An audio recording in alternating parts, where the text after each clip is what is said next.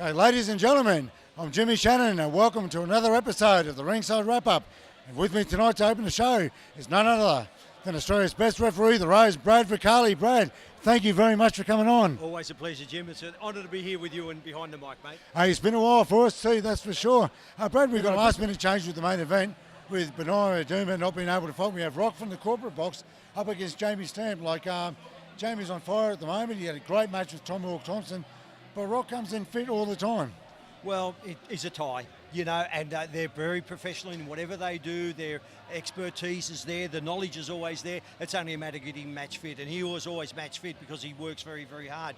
It was a shame for Benaya being a little bit crook after his last effort in the in the tag team over at Bowen Hills. It was a pretty good show too, but he had to pull out sadly because he's got an illness, and so it was all good. But he'll be back better and stronger than ever. Rock versus Jamie Stamp, what a match! That's terrific, and you've got to take my hat off to Brock because Brock Smith's done a wonderful job in putting that fight together because it's a main event on anybody's card, isn't it? Yeah, that's exactly right too, Brad. And I'll tell you what, the semi-main event was Brad Trainer and Bryce McGuire. Is going to be a great matchup for the state title. And it's another thing I'll get onto is it's a WBC title. Now, I know you've been very instrumental in bringing the WBC to the Muay Thai game, and I think it's been great for the game. Yeah, well, it actually happened way back in about 2007, and the very first that I can recollect was that the President Jose Suleiman from the WBC, the boxing, who's now passed away, may God bless him, he had a meeting with the King of Thailand. Had a special meeting. We had the WBC convention in Thailand, and he asked Jose Suleiman, the King sort of said, I would like the WBC to get involved with Muay Thai. And Jose couldn't say no. He said, look, we'd love to. We don't specialise in that aspect. As you know, we're the finest boxing organisation in the history of the sport. But we're happy to work it. So they got the right people behind them. And of course, the rest is history. The WBC is worldwide, not only in professional boxing, it's the most respected, most powerful, but in Thai boxing it's actually really started to hit its straps a little bit now, and we're doing some pretty good things here in Queensland. It's very strong over in Perth and in Melbourne as well, but here in Queensland we've got 3 or 4 promoters now, Jim, that are doing quality shows, quality fights, and that's the only way we want it, and that's why we want to keep this the sport alive. And it's really important for the sport to flourish. Long after you and I have gone, we want the sport to flourish and continue on. And the WBC is a family-orientated and it's a sports and safety-orientated organisation. And they'll do some wonderful things. Speaking of, on the subject of Danny and Anthony, they have their rematch, and it's been 10 years in making, coming up soon. Yep. Are you going to make a prediction on it, or would you see what happens on the night? It's going to be a very hard one. I really can't make a prediction because there's a good chance that I'm in the running to be the referee for the fight. Of course. And so I'm looking forward. It's a real tight matchup this time. It'll be much tighter than the last time. The last time was in May 2006. Yeah. Anthony was at the top of his game at super middleweight, 76.2 kilos, 168 pounds, and of course Danny had the massive amount of power, and he really rose through the ranks. He won the WBC world title. He went on and won the WBA world title. So he's an athlete in his own way, and what he lacks in skill, he makes up in sheer hard work. Anthony, I go back a long way. I fought on the undercard to his great father, Tony Mundine, on TV Ringside when boxing was free to air then. I do remember that. And of course, I know the family very well. Yeah. This is a real match. It's a real 50-50 fight, let me tell you. The skill factor will still be with Anthony Mundine. The power, the determination, the grit, and the hard work will be with Danny Green, I can tell you. So it's a real 50-50 fight. Yeah, that it is. And going back to Anthony's performance the first time, he was absolutely sensational with his ring craft and speed. And while Anthony's lost a couple of fights and everyone's laughing, I watched that fight when he fought and he got put down 5 times. But the old heads like you and me know, Anthony got up 5 times and kept going, and that's hard. He's got plenty of this. Yeah. He has got plenty of this, and he knows how to fight. And look, it's a young man's sport. Anthony's been around for a long time now. He loves the sport. He's not in the sport for the money. He wants to achieve. He still believes that he's a real player in the top end of the market. Yep. Danny Green still does as well. And God bless them. Good luck to them because they've really rejuvenated the sport of professional boxing in Australia. And it gives a lot of people have been critical of this matchup. They sort of say, they're just milking it. No, look, that's maybe their little superannuation fund. They've worked hard. They've done it. Well, me and you might be in the pub and doing these. You're eating a McDonald's burger or something. Yeah. They don't do that. They're training every day, working very, very hard every day. That's right, they are. And whatever success comes their way, they've earned it. So, it can only be good for Australian boxing because everybody's talking about it. And when they're talking about Mundine Green, they're talking about boxing. And we're keeping our sport at the eye level of every athlete. For sure, yep, definitely. Okay, Brad, well, look, you got a lot of hands to wraps, and I'm assuming you're doing the main events tonight. So, thank you for taking time out. Jim, always a pleasure. I'm refereeing every fight tonight, so I've got a busy night, but I wish you'd be coming and help me here. But anyway, wish you a good night behind the mic, mate. We're going to go well. To all our viewers out there, keep watching this guy, keep watching this show, because let me tell you, it is something special, and he's doing some wonderful things for our sport. Thank you very much, Brad. Ladies and gentlemen, the Rose, Brad Vicali.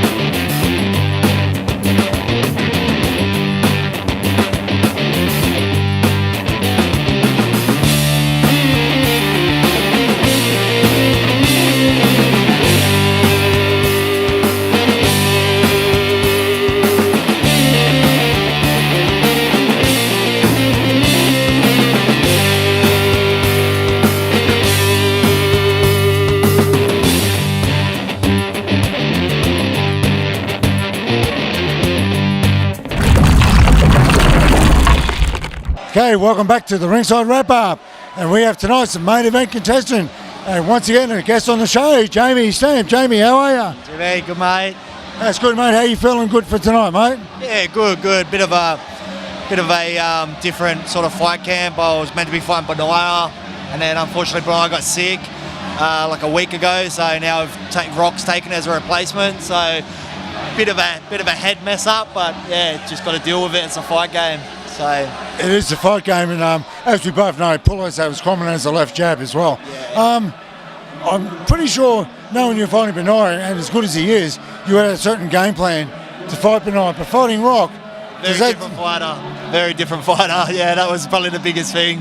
I fought Rock before though as well. I fought Rock 2 years ago, so I had a split decision loss to him. So definitely out try and get redemption today. Hey, that's right too. No, that's good, Jamie. And as a lot of our viewers know, Jamie's been a regular on the show, but I have heard an unfortunate rumour that this might be the last time we're talking to you. Yeah, mate. I've got a kid due in February, so not full retirement, but definitely going to have a couple of years off. So I may be back, I may not be. We'll see how much of an itch I get. Yeah, well, that's it too. And I noticed your brother Robbie had a very good win at Battle by the Bay a few weeks ago, and Rob said it felt good to come back after 3 years too.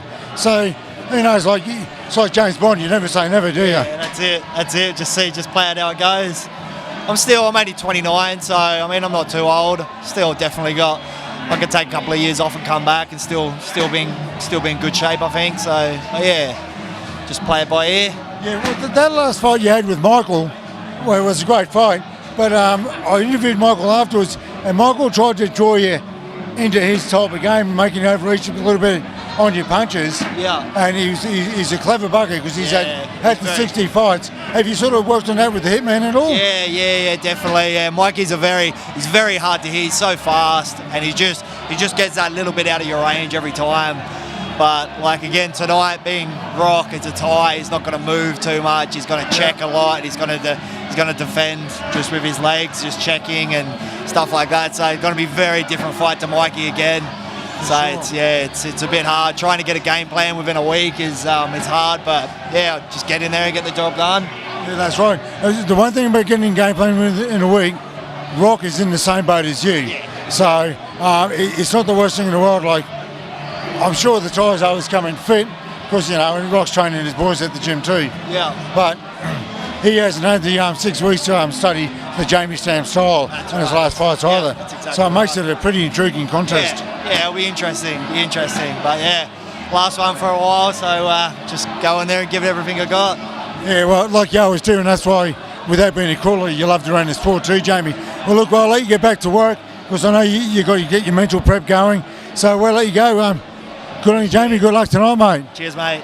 Thanks, guys. All right, ladies and gentlemen, the official Jamie stamp.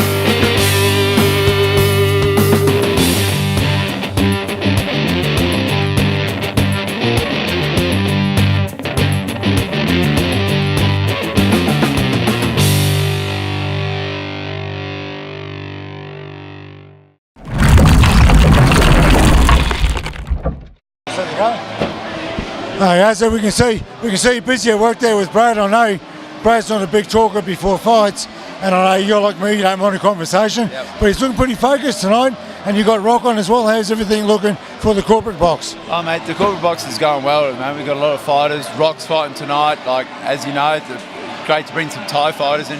As you can see, Brad's focused as. It's going to be an amazing fight tonight. I think it should be a great fight for the Thais to see and for the Australian public. It's a big match for Brad too. Like I know Brad suffers a lot from nerves before fights, and a lot of us do, but we just handle it differently.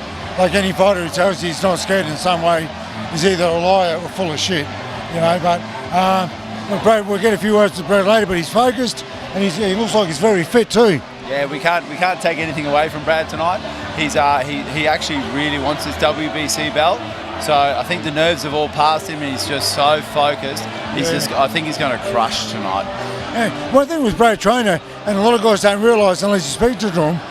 Now I'm sure Brad told me he lost his first 15 or 16 fights as a fighter, and this is where our game's so great.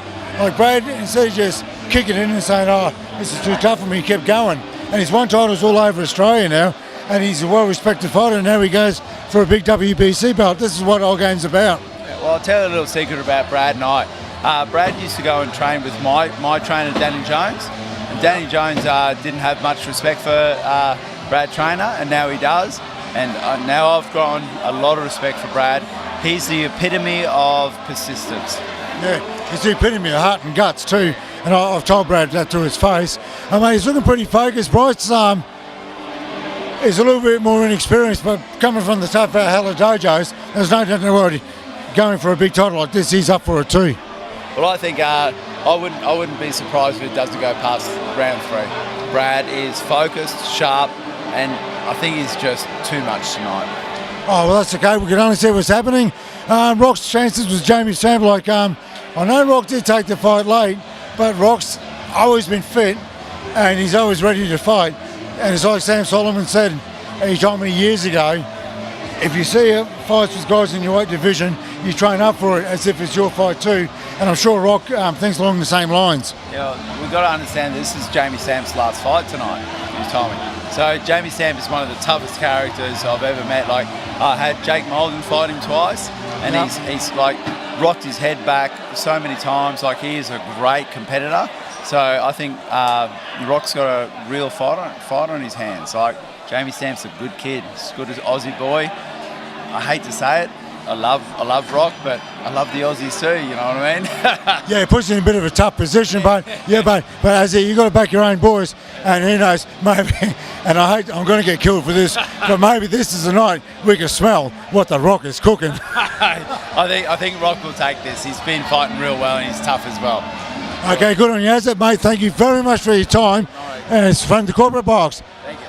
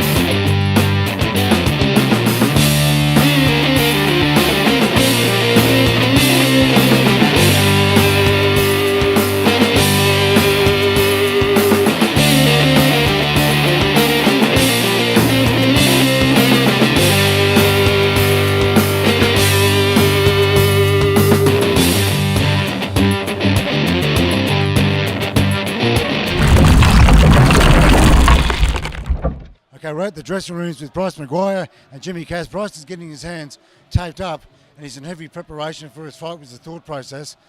But he's been kind enough to take his time out. Bryce, thanks very much for this, mate. How are you feeling for tonight? Yeah, pretty good. Ready to punch on. Hey, that's good. This is your 14th go in the ring, and you've won the majority of your fights. Going for a state title is a big thing for a young fighter on the way up. Yeah, I had the title originally, and Daniel took it off me starter this year, so hopefully get it back on around my waist. Oh, that's good, yeah. And it's not a bad thing in the fight game about rematches either. Of course, you guys would be a little bit more savvy to your opponent's favourite techniques and that sort of stuff too. Yeah, Brad and I did the tag team against each other 3 weeks ago, so Really? yeah, a bit of a feeling out process there. So hopefully comes to fruition tonight. I'll tell you what, you two blokes will be getting sick of the sight of each other pretty soon. Yeah, something like that. And obviously here was Jimmy Cass, and Jimmy and myself, we've been around 25 years and we haven't got sick of the sight of each other yet. Jimmy, it's good to see you, mate. Yeah, same here, mate. Good to see you. How's everything going with the Valhalla dojos, mate? We haven't seen too much of you at the fights of late, but the Valhalla's been around for 25 years, back in the Valley when you ran your shows at the Cabaret Club and the Greek Club, the Mansfield Tavern. Yeah, that's right, Jim. Well, Bryce has kept me, a little bit low in numbers with the fighters, but Bryce has been kept me busy, and he's, keeping the name up out there and alive. Hey, that's pretty good now, Jimmy. You've been training fellas for a long time. I'm assuming you're not going to be pulling up stumps anytime soon. Mate, look, no, but I'm still going to be associated. 25 years is a long time in any man's game sort of thing. But I might be. I'm still going to train Bryce and a few fighters. I'm thinking about taking a little bit of a backward step. But anyway, we'll see how it goes. Got to think about the retirement sooner or later. Yeah, that's it too. But Jimmy, as you know yourself, mate, a lot of us trainers, we won't retire till the day we cark it, and hopefully that's not any time soon.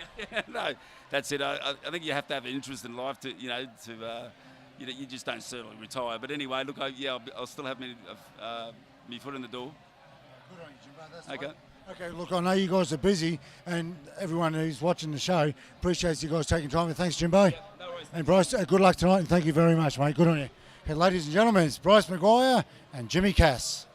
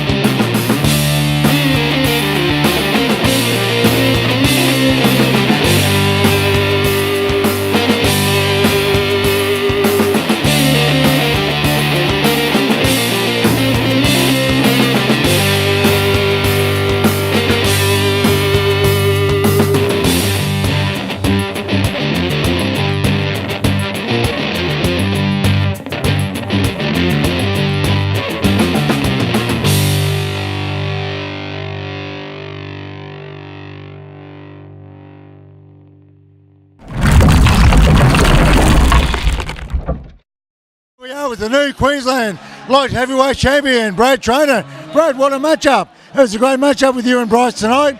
It was a funny type of fight. You both come out all aggression in that first round, which stayed. But you had to stay there in the first round. But by the time the third round had come along, it was all smiles and just hard fighting.